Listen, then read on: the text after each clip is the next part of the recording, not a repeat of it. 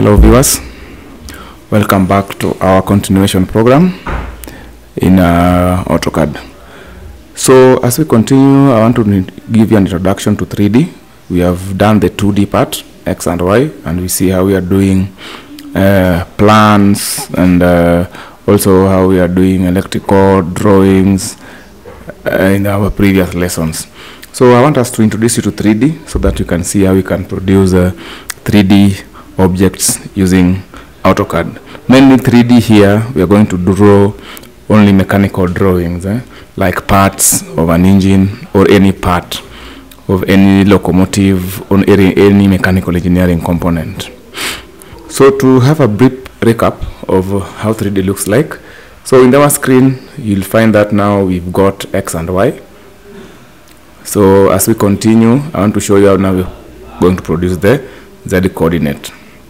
So here in the status bar, I want to just to show you how we can turn the model into 3D. So in the settings, workspace switching, it's called the workspace switching. This one here, we have the 3D basics. So when you click on the 3D basics, you are going to find our tabs change.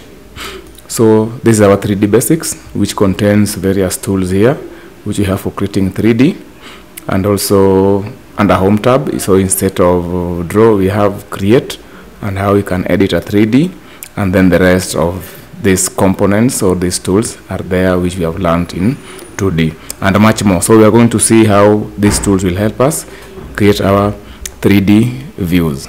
So after changing the workspace to 3D basics, so these are some of the basic tools used to convert a 3D object.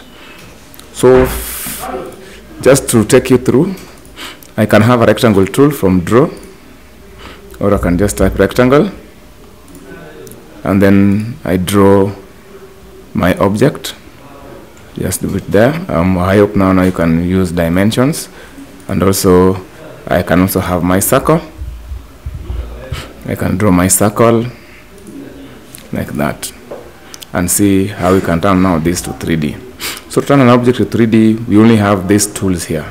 We have extrude, revolve, loft, and sweep. So we're going to start with extrude.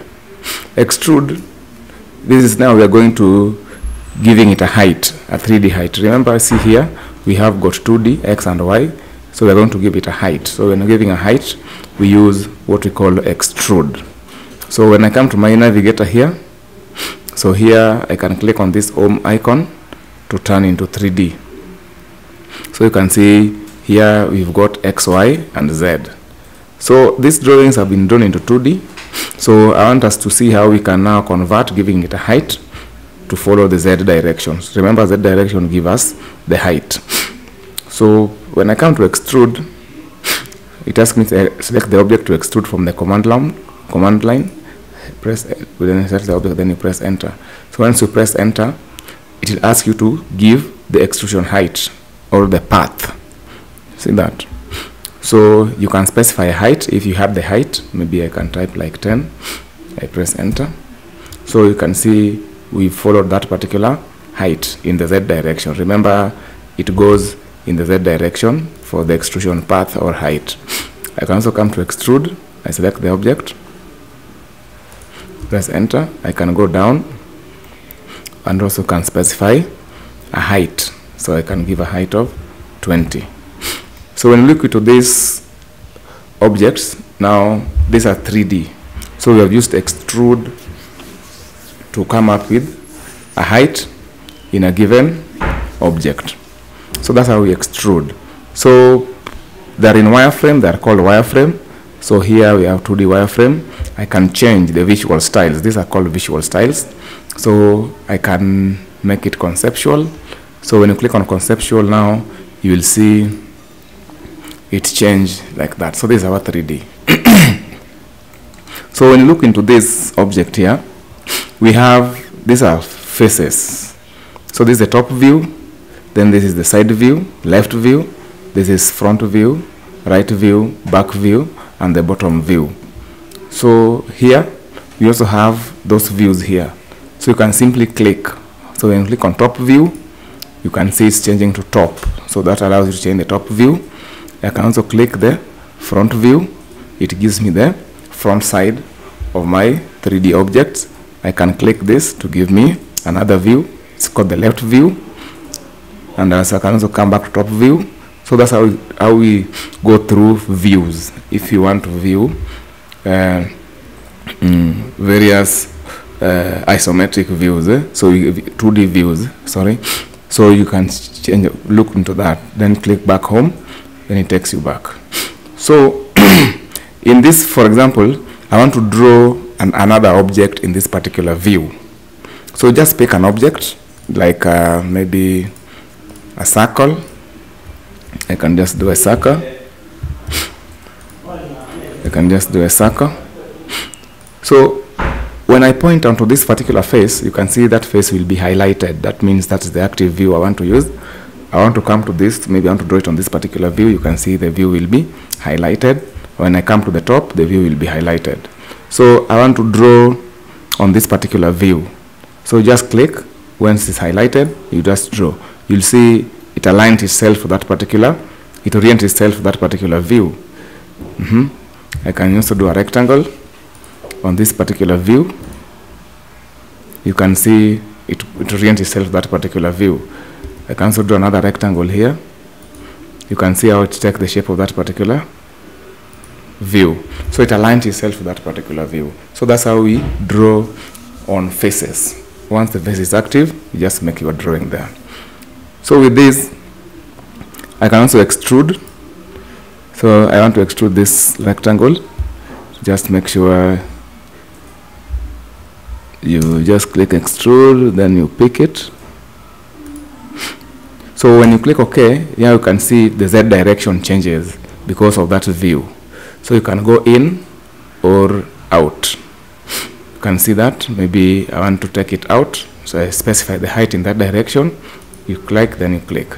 So you can see it's going in that direction. I can also extrude this. Maybe these two. Then as you press enter, you can give a height or you can go in. You can simply go inside. Then you click OK. So I've got 4 3D objects shown in this, drawn on various faces of our original 3D object. Yeah, so I want to see how we can edit this object. So maybe I want to create a hole taking the shape of this particular objects because these ones have gone inside. I want to create a shape taking the, I want to create a hole taking the shape of the objects which I've drawn inside. So I come to do what we call subtract. So when I click on subtract, so the first thing you need to select is select the parent object they want to subtract from. Then you press enter. Then the object to subtract, which is this and this. I also press enter. So you can see there's a hole created there. So I only want two 3D objects, this one and this one. If you want to combine these 3 objects to be one single entity, we use what we call union. Uniting 3D objects to make it one, we use union command. So when you click on union, just select the 2, or depends. Click this and this one, then you hit enter. So when you click on this object, you can see it's been combined into one. So if you still want to know more about how you can edit, maybe I'm drawing maybe another circle. You can always use a circle or a rectangle. So when I come to this particular face, the face will be highlighted to enable me draw maybe up to that point.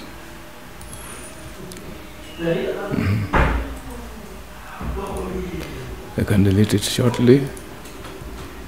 Allow me to delete this. I can maybe delete that. I can do a circle. I can just do a circle. Maybe I want to draw on that particular face. You'll see it taking that shape. Then I can also extrude. Yeah, so I can want to extrude it through. Or you can specify a distance. It's not a must that it has to go through all, but for learning purposes, we need to just take it in. Take it that. Because now this has been united, so it's one single object. I can simply subtract, select the parent object, enter, and then the object to subtract, then you enter. So you can see there's a hole through. So to have an overview of view the whole of your 3D, maybe on various faces, we use what we call the orbit, which is found under view. So under view, we've got, you have the navigator bar, you can see it here. You can really see it here. Where's my navigator? Yeah, so I've got this orbit. When I click on the orbit, now you can see the holes which I was creating going through those particular, in that particular area. So you can see there's a hole created. So generally that's how we do a 3D objects, and how we are doing extrude and also subtracting and also uniting 3D components. So if you want to create a hole, you simply extrude in, and then you specify your height, then you subtract.